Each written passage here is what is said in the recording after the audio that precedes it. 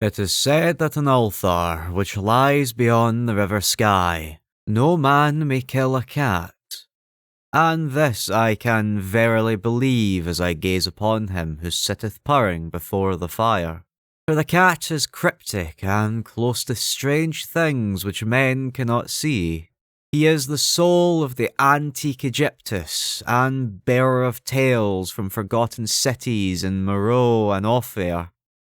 He is the kin of the jungle's lords, heir to the secrets of Horay and sinister Africa. The Sphinx is his cousin, and he speaks her language. But he is more ancient than the Sphinx, and remembers that which she hath forgotten. In Ulthar, before ever the burgesses forbade the killing of cats, there dwelt an old cotter and his wife who delighted to trap and slay the cats of their neighbours. Why they did this, I know not, save that many hate the voice of the cat in the night, and take it ill that cats should run stealthily about yards and gardens at twilight. But whatever the reason, this old man and woman took pleasure in trapping and slaying every cat which came near their hovel. And from some of the sounds heard after dark, many villagers fancied that the manner of slaying was exceedingly peculiar. But the villagers did not discuss such things with the old man and his wife, because of the habitual expression on the weathered faces of the two, and because their cottage was so small and so darkly hidden under spreading oaks at the back of the neglected yard. In truth, much as the owners of the cats hated the odd folk, they feared them more, and instead of berating them as brutal assassins, merely took care that no cherished pet or mouser should stray toward the remote hovel under the dark trees. When through some unavoidable oversight a cat was missed and the sounds heard after dark, the loser would lament impotently, or console himself by thanking fate that it was not one of his children who had thus vanished.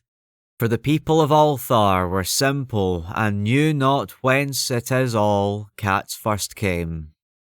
One day a caravan of strange wanderers from the south entered the narrow cobble street of Ulthar. Dark wanderers they were, and unlike the other roving folk who passed through the village twice every year, in the marketplace they told fortunes for silver and bought strange beads from the merchants.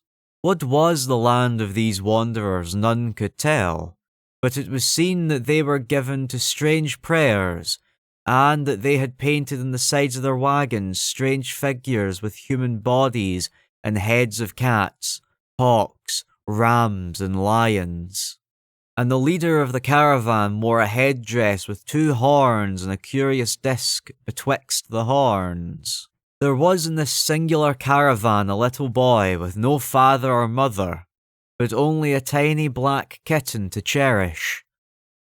The plague had not been kind to him, yet had left him with small furry thing to mitigate his sorrow.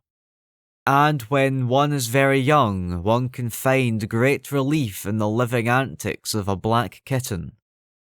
So the boy, whom the dark people call Menesis, smiled more often than he wept as he sate his playing with his graceful kitten on the steps of an oddly painted wagon. On the 3rd morning of the wanderer's stay in Ulthar, Menesis could not find his kitten, and as he sobbed aloud in the marketplace, certain villagers told him of an old man and his wife, and of the sounds heard in the night. And when he heard these things, his sobbing gave place to meditation, and finally to prayer. He stretched out his arms towards the sun and prayed in a tongue no villager could understand, though indeed the villagers did not try very hard to understand, since their attention was mostly taken up by the sky and the odd shapes the clouds were assuming.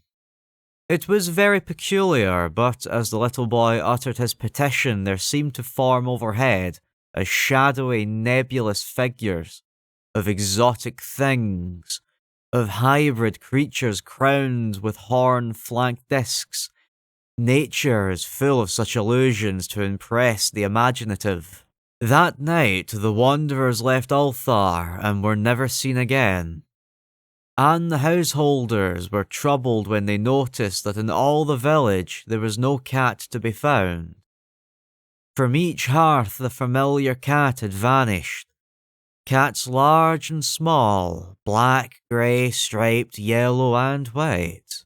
Old Crown, the burgomaster, swore that the dark folk had taken the cats away in revenge for the killing of Meneses' kitten, and cursed the caravan and the little boy. But Neath, the lean notary, declared that the old cotter and his wife were most likely the persons to suspect, for their hatred of cats was notorious and increasingly bold. Still, no one durst complain to the sinister couple, even when little Atal, the innkeeper's son, vowed that he had at twilight seen all the cats in Ulthar in a cursed yard under the trees, pacing very slowly and solemnly in a circle around the cottage, two abreast, as if in performance of some unheard rite of beasts. The villagers did not know how much to believe from the small boy, and though they feared that the evil pair had charmed the cats to their death, they preferred not to chide the old cotter till they met him outside his dark and repellent yard. So Ulthar went to sleep in vain anger, and when people awakened at dawn, behold, every cat was back at his accustomed hearth, large and small, black, grey, striped, yellow and white. None was missing. Very sleek and fat did the cats appear, and sonorous with purring content. The citizens talked to one another of the affair, and marvelled not a little. Old Crown again insisted it was the dark folk who had taken them, since cats did not return alive from the cottage of the ancient man and his wife. But all agreed one thing, that the refusal of all cats to eat their portions of meat and drink their saucers of milk was exceedingly curious. And for 2 whole days the sleek, lazy cats of Ulthar would touch no food, but only doze by the fire or in the sun. It was fully a week before the villagers noticed that no lights were appearing at dusk in the windows of the cottage under the trees. Then the lean Nith remarked that no one had seen the old man or his wife since the nights the cats were away. In another week, the burgomaster decided to overcome his fears and call at the strangely silent dwelling as a matter of duty. Though in doing so he was careful to take with him Shang the blacksmith and Thul the cutter of stone as witnesses. And when they had broken down the frail door they found only this: 2 cleanly picked human skeletons on the earthen floor, and a number of singular beetles crawling in the shadowy corners. There was subsequently much talk among the burgeress of Ulthar. Zath, the coroner, disputed at length with Neath, the lean notary, and Crayon and Shang and Thul were overwhelmed with questions. Even little Atal, the innkeeper's son, was closely questioned and given the sweet meat as reward. They talked of the old cotter and his wife, of the caravan of dark wanderers, and small Meneses and his black kitten, of the prayer of Meneses, and of the sky during that prayer, of the doings of the cats of the night the caravan left, and of what was later found of the cottage under the dark trees in the repellent yard. And in the end the burgeress passed that remarkable law which is told of by traders of Hathig and discussed by travellers in Nur, namely, that in Ulthar no man may kill a cat.